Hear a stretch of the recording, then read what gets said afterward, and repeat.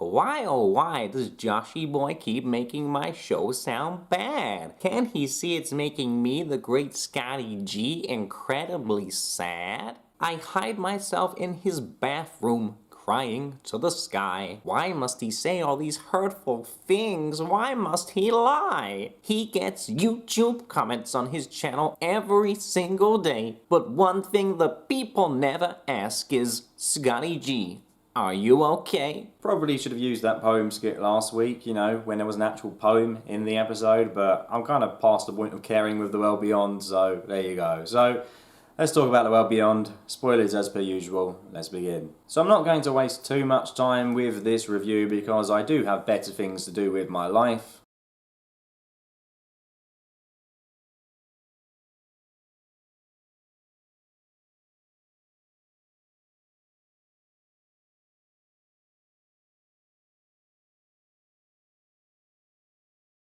But anyway, 6 minutes.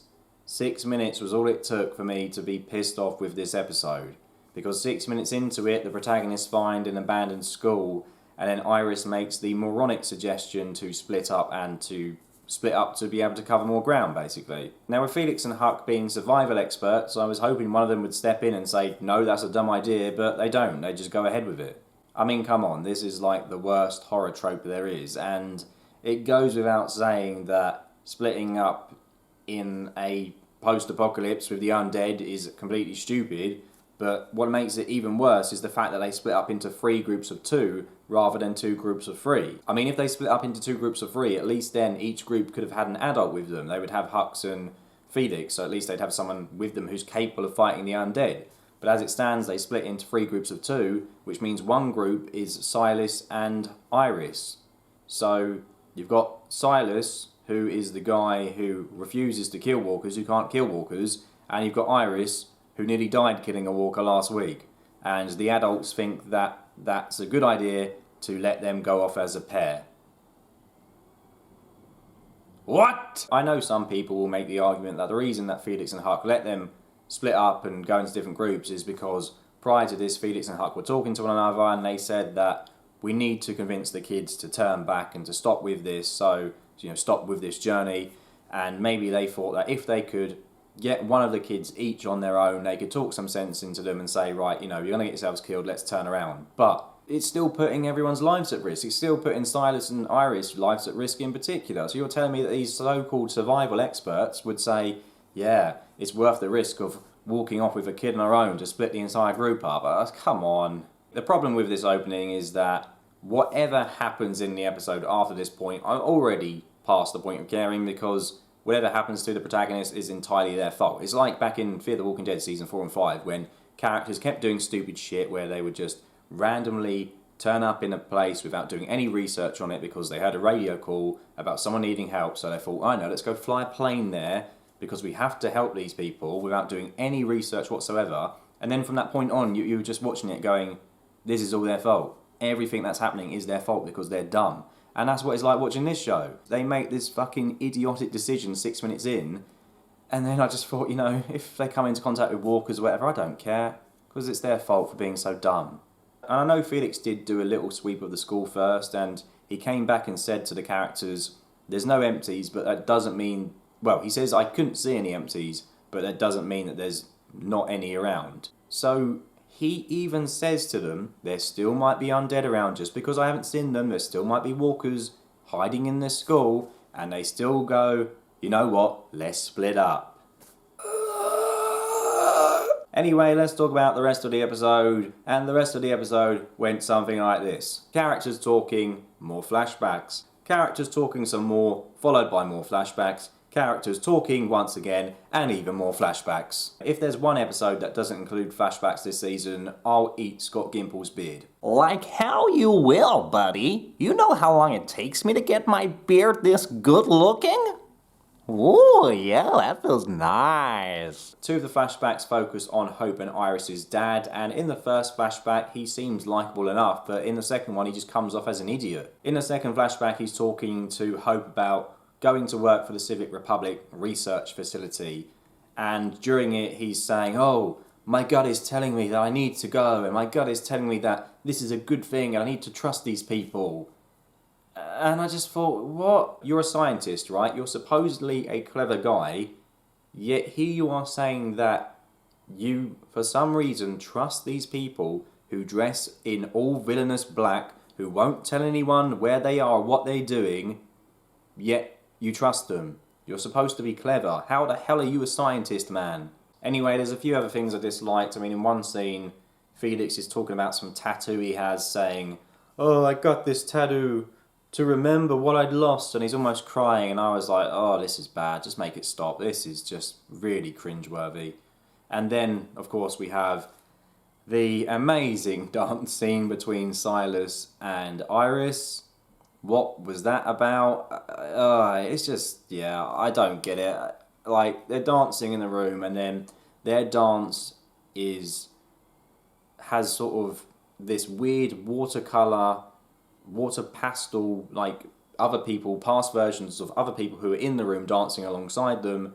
But I was just watching this thinking, what the hell is this? What are you doing? This is atrocious. You know, it wouldn't seem out of place in one of these vampire bloody books, which is aimed at young girls or whatever. But I was just like, yeah, this is awful. This is absolutely terrible. What am I watching? Finally, I'm sure there's also a scene in which Hope mentions that she has to make up for the past or make up for her mistakes or something like that. And, you know, here's a drinking game for you.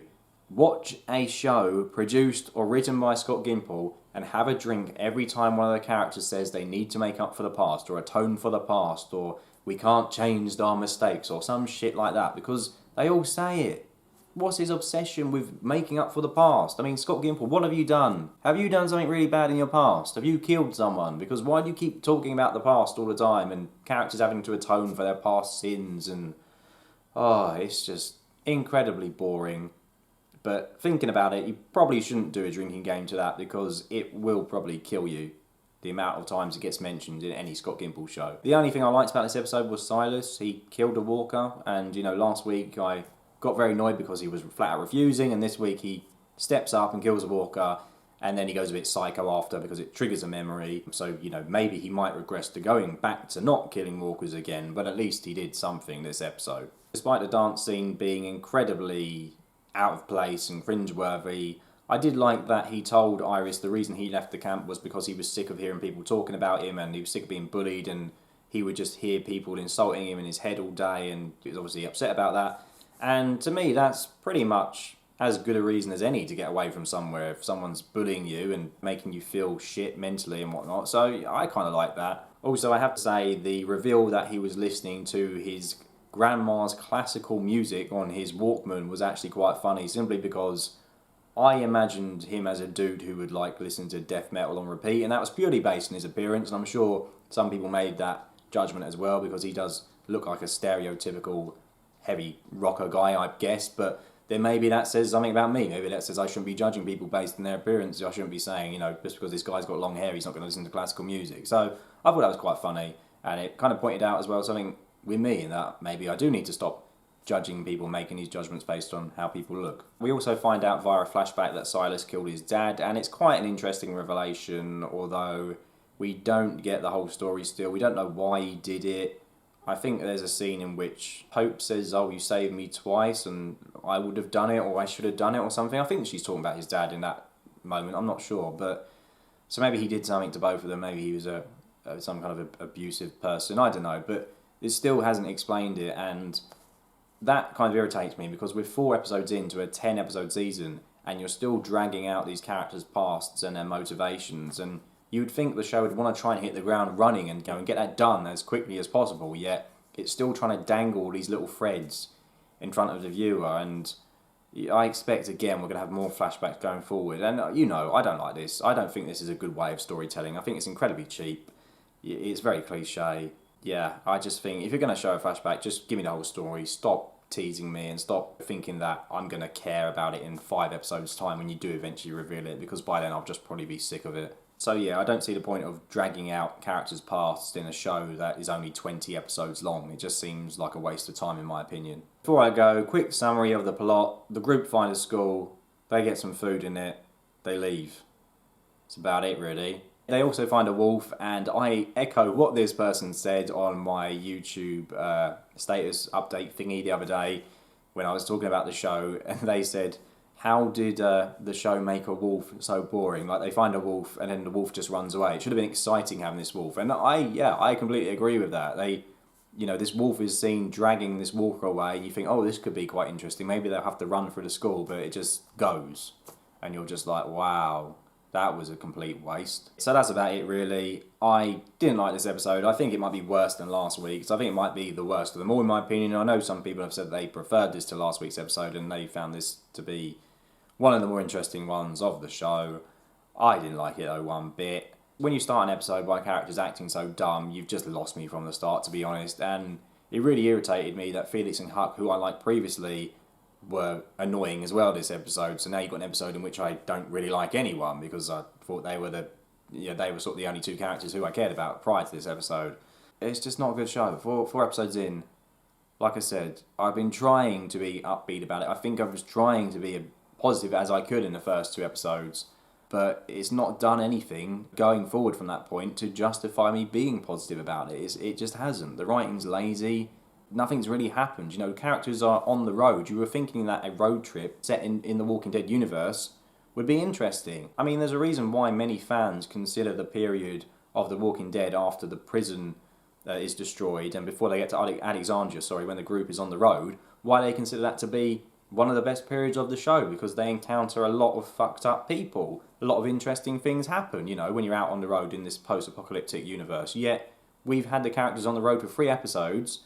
2 of them they've spent in some kind of tyre fire yard, and this one they spent in a school. They haven't come into contact with any other people. Come on, I mean, I know it's, 10 years after the apocalypse or whatever, but come on. This should be exciting. There should be scary stuff happening when they're on the road, when they're outside the safety of the walls that they were in the first episode. Yet, nothing happens.